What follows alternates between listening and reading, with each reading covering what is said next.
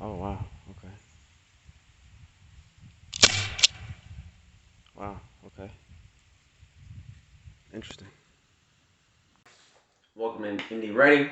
I have an option for you guys or gals who may be anti-gun or getting into farms because I don't have a lot of people who follow me, to my knowledge, who are not pro-gun or pro-2A. It just won't make any sense, right? They'll just be causing themselves undue stress. Now, make sure you guys like, share, subscribe, comment in the comment section. Let me know your thoughts, or maybe I'm missing something. Maybe it's something I need to add. If you need any training, I am an instructor. I can definitely take care of you when it comes to your Maryland wear and carry, your H2L needs, firearm consultation, private lessons, certain certifications, multi-state. I got you. So, also, please, please, please DM me directly for firearm content. Um, yes, please do that because I might miss it in the comment section. So, without further ado, let's get into the Byrna. Yeah, dog, I got that Byrna on me. Play, I keep it on me no matter where I go. No, I'm just joking. It's actually called a Byrna. As you saw in the video, I actually have it in this holster that I got off Amazon. Pretty awesome holster. And this holster, it is designed for a 1 3/4 belt. It's metal. It's pretty sturdy. But we're not here to talk about the holster, even though the holster is pretty dope. This is not a firearm. Shocked the crap out of everybody. This is a burner. Burner. Or burner. I know that sounds kind of hood, right? So, we're going to make it clear. It has a loaded chamber indicator right up here. And I'm just showing you that so you'll see when I drop this magazine that is a 5-round magazine that has tear gas and pepper spray in it. We're going to hit this top piece. Drop this little teensy ball out there, right? Let's make sure the camera focuses. Okay? And it has 2 5-round magazines. Okay? You can either choose tear gas, mace, all kind of mixtures, crazy mixtures they have. And check out Byrna's website to get more details. But it comes with 2 top 5-round magazines. I have the SD. It's like the non-full size one. It has a safety, fire safety selector. You not rack it back. You don't rack it back. Once you put the magazine in, it's ready to go. But more importantly, there's nothing in there, and there's no other way for me to show you that it's clear. But there's a tool in the back of the magazine. I'm about to have to possibly flag myself, but I know it's clear, and I'll show you guys it's clear. So we're going to turn it counterclockwise, and you'll see this little plug comes out, right? Make sure you guys can see that. In here is a 8-gram CO2 cartridge that has not been punctured yet. I'm going to tell you why I like this. So, I like this little device because if you are afraid of firearms and you don't want to, you're like, oh, I'm worried about wounding people or whatever it is. If somebody gets a load of tear gas, chances are it's going to not be a good day for them. And then you can get away, get to safety, right? The goal is to get to safe locations in case somebody try to rob you, rape you, stab you, whatever it may be. If you can pull this out and get a few shots off before they come and grab you or something like that, when they're within a few feet, that's perfect. Now, I shot this firearm and, excuse me, damn, that's not. I shot this self-defense tear gas and mace device, and it seems like it's somewhat accurate. I shot some pumpkins. You saw in the video that pumpkins may have been like 5 to 8 feet away from me, but I came back about a distance of a max of about between 8 to 10 yards, and it shoots a little low. Okay, it shoots a little low for me. It is what it is. But realistically, if you're engaging somebody with something to this nature, you're probably going to engage them at no more than 10 feet. About 10 feet, right? 10 to 15 feet, like most mace devices are designed to be used with. So if you give somebody a couple rounds of this tear gas, or if you use the hard balls, it'll give them a lump. It'll kind of make them think twice, but they're burning up the eyes and the throat and the lungs, and they're all kind of stuff is running out their nose and their mouth. You can get to a safe location, describe them, take a picture of them, whatever you need to do, and call for emergency service to come, right? Also, yes, it does look like a firearm. So, I'm not a big fan of kind of impersonating the fact that you have a firearm or anything, or brandishing a firearm. But if somebody has a knife, they may be able to live another day, right? And what I mean by this, preface the story.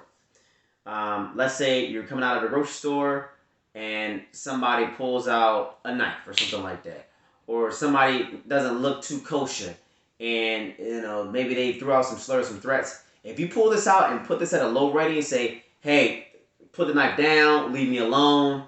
I don't want to have to use this." They may think twice. They don't know it's not a firearm, and if you get the one with one of the wild colors, they don't know. But at the end of the day, if they see something like this that looks like it is what is not, that may be a good day for you and for them, because they can live to see another day and they can think about, damn, I could have gotten shot. So, because do understand, if you shoot somebody with your firearm in a self-defense situation, you're going to go to court. You're probably going to be arrested. Okay? So you want to avoid it at all costs. So that's why I highly encourage people to get firearm insurance. But getting back on the topic, this device is pretty awesome. I think it's ingenious. I think it's unique. It also gives you ability to practice with the hardball rounds, so you can see where point of impact, point of aim is. Surprisingly, the hardballs were able to penetrate my pumpkins. I got some pumpkins from Halloween or whatever, that were cold and hard. Yeah, no pun intended. But anyway, they were cold and hard, right? So and it went right through it. Some of them got stuck in the flesh of the pumpkin. Some penetrated, went right through it. So you know that it's coming out with some force. 350 feet per second is what it's pushing the projectiles out at. And yes. So with that being said, we're going to put this back in. I'm not going to shoot. I shot the other one already. The other cartridge already. So you pretty much slip it in. You take the plug. Screw the plug on. Being so careful not to put your fingers in front of the daggone muzzle. Take the little back tool here, and you screw it. Either way, you kind of want to flag yourself. And then once it's tight, don't turn anymore. Let me tell you what's awesome about that. As long as you don't pull the trigger, you don't have to worry about that CO2 cartridge being punctured. Because this was my gripe. The CO2 cartridge will not get punctured. The CO2 cartridge does not get punctured until you put it on fire and pull the trigger. Now, it could get punctured if you pull it on safe, but initially when you're going to fire, right? So you can have it on safe, just like this, and you're not going to have to worry about the CO2 cartridge being punctured. So what is my use for this firearm, right? It is a self-defense device for me where I cannot take a firearm. So I do some work for the government, and you can't take guns on government facilities, right? So you want to make sure you have something. But I always carry mace with me. Nobody's ever said anything about mace. So yeah, I keep this on my personal, in my vehicle when I'm going to different facilities, because I know I'm not able to take a firearm with me unless it's a government issued firearm, right? If it's a personal weapon, I'm not able to take it, but government issued something different. So this will come in handy if I'm leaving work and maybe something's a little sticky, or I'm going to the store. I can have this to give me some means of defense, so I can get the person away from me, and I can get away and get to a safe location. So with that being said, guys, let me know if you think it's even worth acquiring a tool like such, because it's good to have more than one tool in your belt.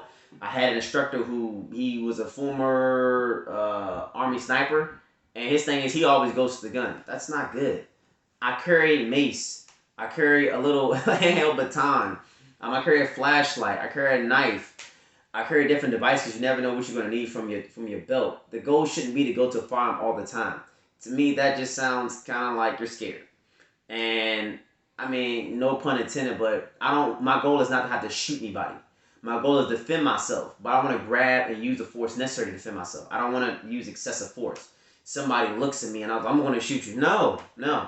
But if you look a little crazy, you're getting super aggressive, and you may be a possible threat, I'm not trying to go hands over you. I want to keep you at distance from, especially with the corona going on. Coughing on somebody right now could be attempted murder, and I ain't got the time for it, player. So, with that being said, that's why I think this will be a good tool, especially for somebody who's new to farms. So, the video has been long enough. Please comment, like, share, and subscribe. Let me know your thoughts on this device here, if you think it's even worth it, or you see it as potential liability, right? Because it could be. Could be a liability. Somebody has a daggone asthma attack because they can't breathe, but then you can argue the point, well, they should have never been trying to rob you in the first place. Should never been trying to rape you in the first place. They should have never, I don't know, hit you in the back with a pipe when you weren't paying attention in the first place. So, God bless you guys. Have a good one, and I'll catch you in the next one.